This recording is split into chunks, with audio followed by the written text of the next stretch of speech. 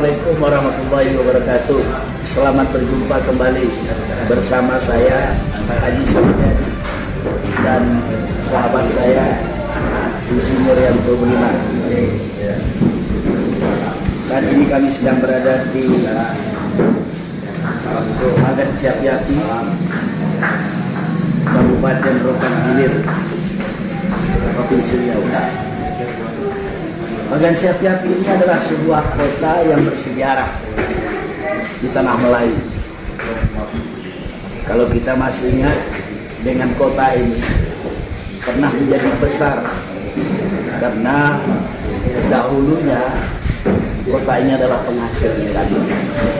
Bahkan disebut Bagan Siapi. Bagan Siapiapi adalah kota penghasil ikan terbesar. Tapi itu dahulu. Sekarang kondisinya sudah lain. Situasi sudah berubah. Bagan Siapiapi telah tumbuh menjadi sebuah kota yang berkembang setelah dimekarkan dari Provinsi Riau berdasarkan Undang-Undang Nomor 53 tahun 1999. Itulah salah satu hikmah dari ekonomi daerah di era reformasi. Nah, saat ini saya akan berbincang-bincang santai dengan salah satu tokoh Kabupaten Rokan Hilir yang tak asing lagi di Kota Bagan, Bapak Azhar Sakbat, akrab disapa dengan Wak Akan. Beliau pernah menjadi Ketua Komisi Pemilihan Umum Kabupaten Rokan Hilir selama 3 periode, bukan tanggung-tanggung, 3 periode. Tentu kapasitasnya dalam mengamati dinamika perkembangan di Kota Bagan dan Kabupaten Rokan Hilir memiliki sejarah yang sesungguhnya itu tidak bisa dilepaskan dari pengalaman dan karya. Assalamualaikum warahmatullahi wabarakatuh. Kabar baik, ya. Mudah-mudahan selalu sehat. Apa sekarang kegiatan Pak? Kegiatan sekarang buat sementara masih mengamati pembangunan donasi. Alhamdulillah, kami akan ini kebetulan sedang minum kopi di salah satu tempat di Kota Bagan. Kita menghadiri pelantikan jaringan media cyber Indonesia Kabupaten Rokan Hilir, dan Wak Akan adalah salah satu penasihat yang diberikan kepercayaan oleh kawan-kawan pers di Kota Bagan. Wah, kalau kita melihat kepada sejarah, tadi kan sudah saya sebutkan, Bagan ini dahulu terkenal sebagai penghasil ikan.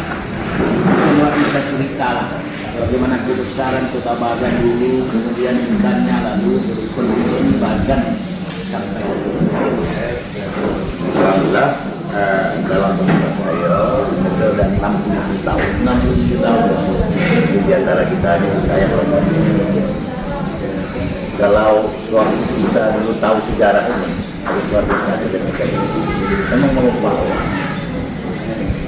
belakang ini 15 tahun, 20 tahun belakang ini sangat-sangat berkurang. Kenapa? Pertama sekali ikan ini banyak di bawah turun. Banyak waktu. Kalau dia masuk ekspor dan dia kita nggak bakal jual ke laut. Makanya ikan itu sebagian besar larinya ke Malaysia. Makanya tidak seberapa yang masuk ke daerah kita ini diekspor sekarang. Itulah harapan saya ke depan ini. Bukan ekspor ilegal itu dari laut. Mudah-mudahan bisa kita. Mudah-mudahan dengan kepemimpinan Pak Abisal Kintomo hanya baru sampai 1 tahun dia sudah mulai berterobos bagaimana ikan-ikan ini walaupun tidak seperti dahulu kurang-kurangnya ada bertambah lagi daripada yang sekarang. Apa masih mungkin untuk mengembalikan potensi? Insya Allah apa sih baru-baru ini ada hibah dari luar negeri 140 miliar membuat PPI tempat pelelangan ikan di Malaysia. Dengan adanya pelelangan ikan nanti, ini semua ikan tangkapan akan lelang. Hasilnya itu melalui pelabuhan ini dan akan dijual ke luar. Tapi asalkan ada dukungan dari seluruh komponen dan support dari semua komponen yang terlibat. Apalagi sekarang badan Dikti itu penangkap ikannya kan tradisional, yang menangkap ikan yang seperti dari Belawan, dari Tanjung Balai Asahan, ya, itu kadang-kadang masuk menerobos ke daerah kita ini. Sudah tidak meliput lagi. Kenapa? Baru-baru ini ada 7 kapal yang ditangkap oleh aparat bersama NSI. Ya. Ini kalau namanya pukat harimau ini kan tidak boleh di pinggir, harus di laut lepas. Kita tidak melarang mereka menangkap, ini ada regulasinya di mana saja dia berhak. Kalau Menteri Susi tenggelamkan, tetap berhubungan mereka sampai ke pinggir ini. Ada kalanya, kalau nggak sekarang ini kan dulu hak perikanan itu kan di kabupaten. Sekarang apa? Perikanan itu kan di tingkat provinsi. Makanya jarang-jarang kita dapat nangkap. Semua itu berkisar kepada provinsi. Izin semua dari provinsi. Kalau alurannya sungai itu kan tak mungkin. Hanya sekian mil diliwat itu. Makanya kadang NSI bersama aparat dapat informasi kejar ke laut pada bulan 12 kemarin sudah dapat lama, sudah masuk ke ranah hukum. Kalau ini bisa terberantas, sehingga masyarakat awam bisa berbicara. masih beli televisi. Ya, yang dari Malaysia juga ada, tapi tidak bisa macam-macam. Tapi kalau yang dari kapal-kapal yang dari ditemukan oleh nelayan menangkap ikan di luar lem yang telah Masuk dari luar negeri juga, seperti Malaysia. Wah, kita tinggal soal ikan. Selain dikenal sebagai kota penghasil ikan, ada satu peristiwa yang itu mentradisi setiap tahun di Kota Bakar. Namanya Bakar itu nama bakar. Yang kedua, bisa ceritakan juga sejarah Bakar Tongkang, bagaimana Peristiwa bangsa saya secara bakar tidak pertama, tapi sepintas jelas tahu.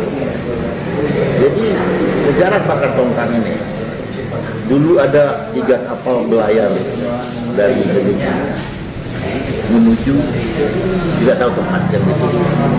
Maka satu terdamparlah di Kota Bakar.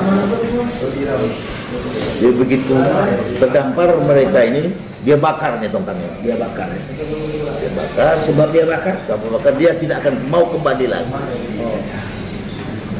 Pada saat itu pekerjaan mereka menangkap ikan lah kan. Makanya pada saat itu kan luar biasa. Makanya diadakan mereka lah setiap tahun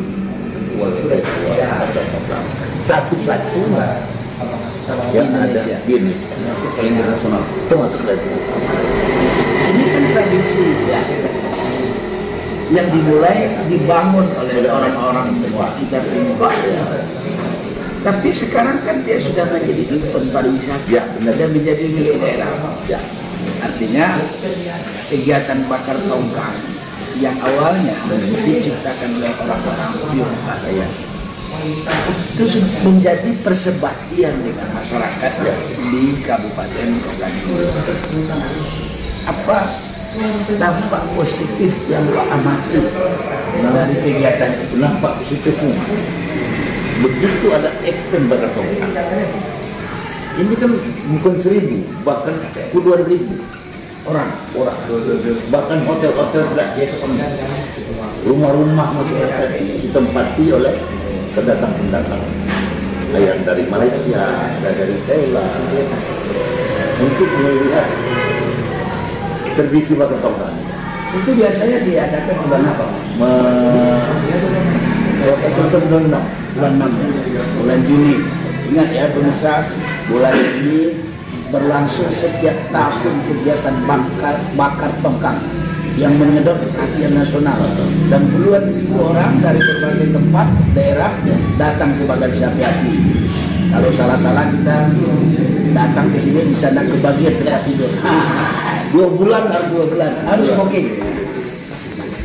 Ada nggak pengaruh bakar tongkang ini, Pak, dengan peningkatan ekonomi masyarakat? Banyak. Pertama tukang beca yang jualan, ya, restoran biasanya jualan misalnya dapat 2-3 juta sehari, bisa 3 kali lipat. Apalagi seperti tempat kita makan tadi. Itu kegiatannya berapa lama? Berapa hari? Kelihatannya lebih kurang 4 hari ya. Tapi lumayan dapat masyarakat. Oh, dapat. Ada efek domino dari aspek ekonomi. Nah, Wak kan juga pelaku ekonomi. Apa pernah nggak itu atau memperkirakan atau mendengar selama 4 hari di perputaran Masa kita banyak lagi lalu mulu-mulu. Satu orang itu aja dia menghabiskan uang di sini sekitar 3 atau 4 juta. Kali sekian 10.000 orang. Itulah uang yang berputar. Hotel penuh. Rumah tangga sedikit. Jadi perputaran uang itu pada itu. Dan kerukunan itu sangat terbina, itu yang kita berarti kan masyarakat Bagan ini terbuka. Karena kalau kita melihat ceramahnya ada sekarang sama kalau kita mau melihat keragaman masyarakat itu aturannya contohlah berbagai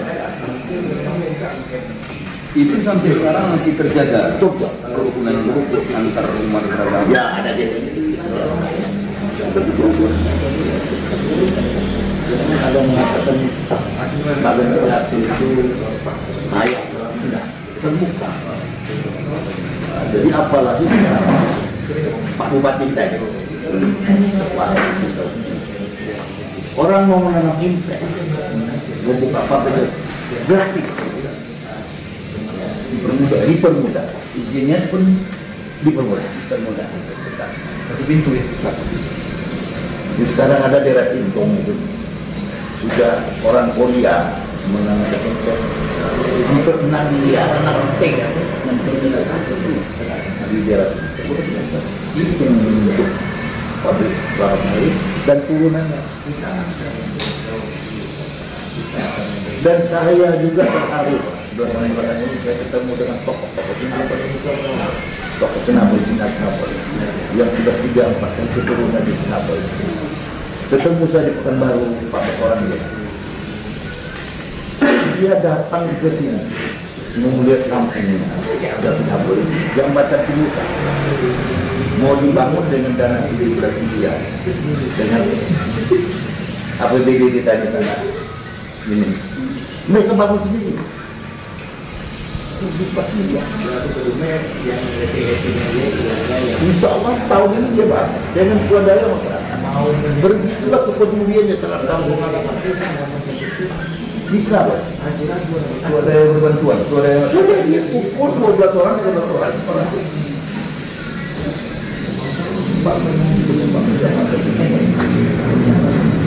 Wah, ini kita bicara soal pembangunan.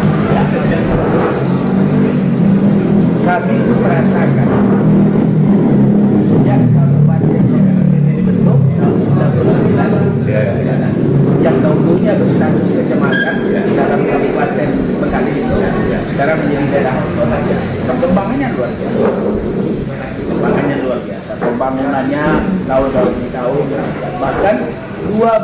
di sini, 2 bupati dari Kabupaten Bandung menjadi gubernur di Provinsi Riau. Iya, siap. Satu Pak Wan Langsir, Wan Taman Langsir. Yang ketiga Samsuan. Dia Samsuan. Nanti 3 kan? 3 bupati menjadi gubernur. Apa lagi? Pak Saligasi. Wujudnya Samsuan. Ya. Ambil aksi. Anak Pak Wan. Kalau Arif kena aman, kelahiran jalan pengaruh pada kita. Nah, mungkin Wak bisa cerita bagaimana dari hilir kita belum mendapatkan sampai kondisi sekarang. Wah jauh. Dulu kita sebelum di Mekar itu harus naik feri ke pemerintah. Jalan itu masih ada tapi tanah. Dan itu butuh waktu. Butuh waktu. Sekarang begitu di Mekar kan, jalan sudah aspal, Tambah tol lagi. tambah tol lagi. Dulu kita dari Pekanbaru ke Bagan itu 2 jam. Sekarang 3 jam setengah. Jadi mudah-mudahan dengan ada tol, dengan pembangunan jalan. Jadi cita-cita Pak Bupati kita pertama sekali stop jalan. Jalan. Malam dari sini kan beda dengan daerah-daerah lain. Sini ke daerah rawa. Kalau di tempat lain pembangunan jalan dulu misalnya dianggarkan 2 miliar boleh. Sini mau 3 kali lipat dari 2 miliar. Jadi epicentrum ini, waktu dana itu minim APBD. Ini baru sejarahnya APBD yang minim ini. Selama APBD Kabupaten Lokan Hilir ini. Sekarang kan 1,1 1,1.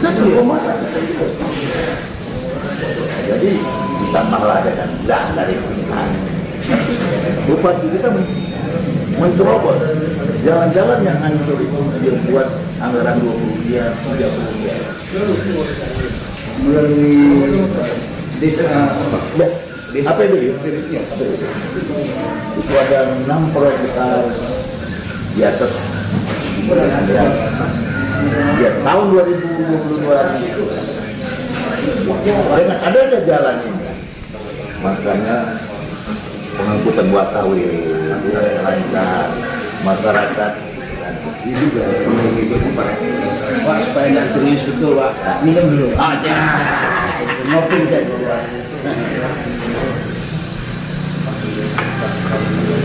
Jadi, Wak, memang sekarang terasa perkembangannya. Tadi Wak katakan dari Pekanbaru biasanya kita butuh waktu 7 jam. Sekarang 3,5 jam. Karena ada tol Pekanbaru dan Manja yang juga bisa menembus ke Bagasi. Nah, otonomi itu sudah menambahkan Banjar sebagai salah satu pusat pertumbuhan ekonomi baru di Riau bagian pesisir. Riau bagian pesisir. Ini akan terus berkembang, apalagi dengan bupati baru, ya. Sama-sama anak muda. Sama-sama anak muda. Sintong Haji Sulaiman. Sebagai mantan ketua KPI yang sekarang aktif mengamati perkembangan di Pekanbaru, apa yang perlu diapresiasi dari kerja bupati dan wakil bupati? Apresiasi pertama sekali banjir. Banjir biasanya begitu banjir 1 bulan belum bisa lagi. Banjir itu Semerokan ya? Banjir daerah kota ini. Oh, kota. Dari mulai Jalan Pahlawan sampai ini. Karena drainasenya sudah. Sekarang sudah bisa di atas. Paling 3 hari 4 hari dari itu utama sekali. Dulu bukan kita menyalahkan dulu, dia juga bekerja. Cuma keseriusan untuk menggunakan alat yang banyak tidak. Pak Haji Sintong ini bersama Haji Sulaiman ini tidak ada nganggur lagi beko-beko yang ada di dan pakai UPR. Dia gunakan itu semua yang banjir-banjir. Itulah apalagi Pak Edi Sintung ini kan orang pedagang, dan dia ini bisa bawa beko sendiri dan bisa bawa roder sendiri. Bisa jadi begitu ada laporan, dia tak ada bila sudah berwaktu langsung merespon. Malam-malam dia silakan. Malah ini mudah-mudahan mereka berdua cocok harmonis. Apalagi ya kadang-kadang dia panggil saya sebagai orang tua.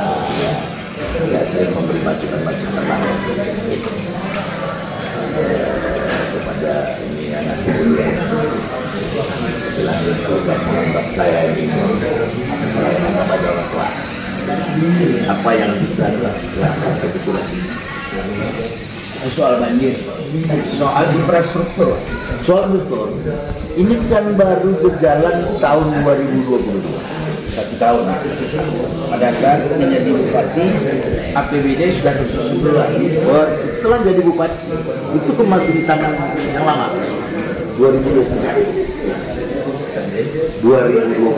inilah baru di dan pada 2021 semua alat yang ada di kantor DPR dan petani dia kerahkan Turunkan ke masyarakat. Untuk masyarakat yang banjir Jalan rusak. Bahkan jalan poros Bumbui itu hancur. Dia masukkan kemarin lebih kurang hampir 1 bulan. Sekarang enggak. Dan bisa dilewati mobil lagi 60. Itu satu kebanggaan masyarakat jalan poros. Bagaimana mereka berdua ini membagi?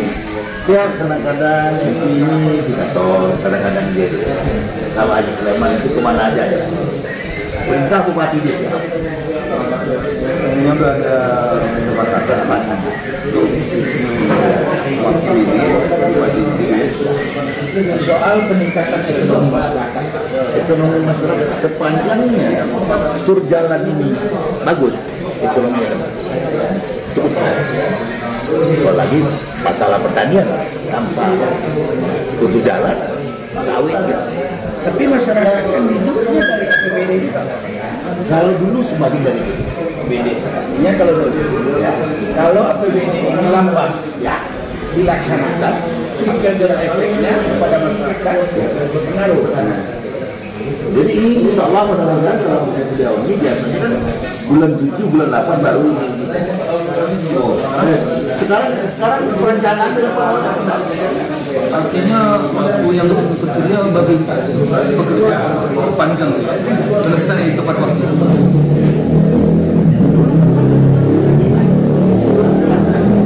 Waktunya selesai proyek. ini insya Allah nanti bulan 5 ini udah bisa ditender kan Belum sih. apalagi sekarang konsultan pengawas dan konsultan perencanaan sudah mulai Belum sih. jadi 1 tahun sekurang-kurangnya 8 bulan ini sudah bisa. Jadi anggaran terserap Walaupun itu harapan kita. FPL ini siapa saja apa cerita untuk menanamkan modal ke kemudian tidak akan bayar kecuali bayar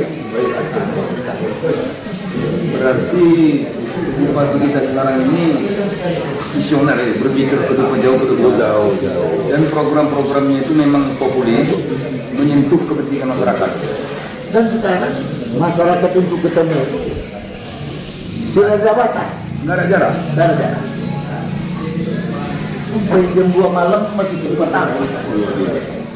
Boleh tanyakan dengan masyarakat. Nah, di samping yang baik tentu ada juga yang buruk. Selaku tokoh masyarakat, apa yang mungkin perlu dikritisi dari hal yang buruk ini untuk masukan bagi pemangku Indonesia. Sudah saya anjurkan, yang positif.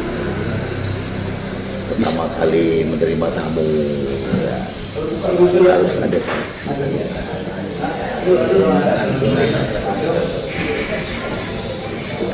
Kantor bupati kita sekarang ini kan dulu kan tak pernah di tempat.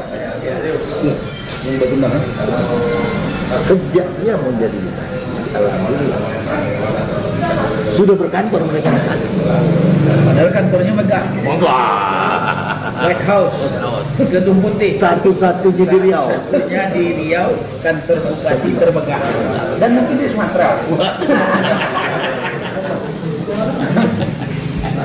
Wah, di penghujung wawancara kita closing statement.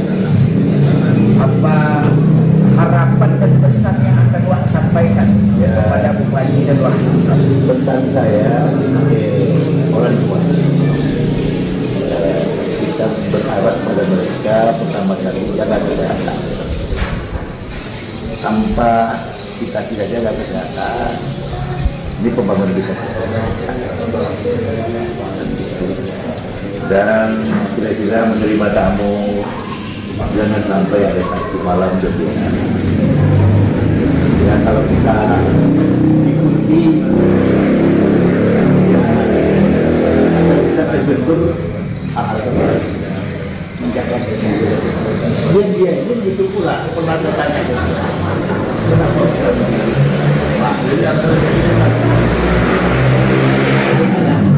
Orang yang datang menghadap hutan orang jauh, orang ada dari ujung, dari Sintong. Kalau mereka mau ketemu nggak ketemu, dia itu adalah pendukung kita, kan kecewa. Itu jawabannya.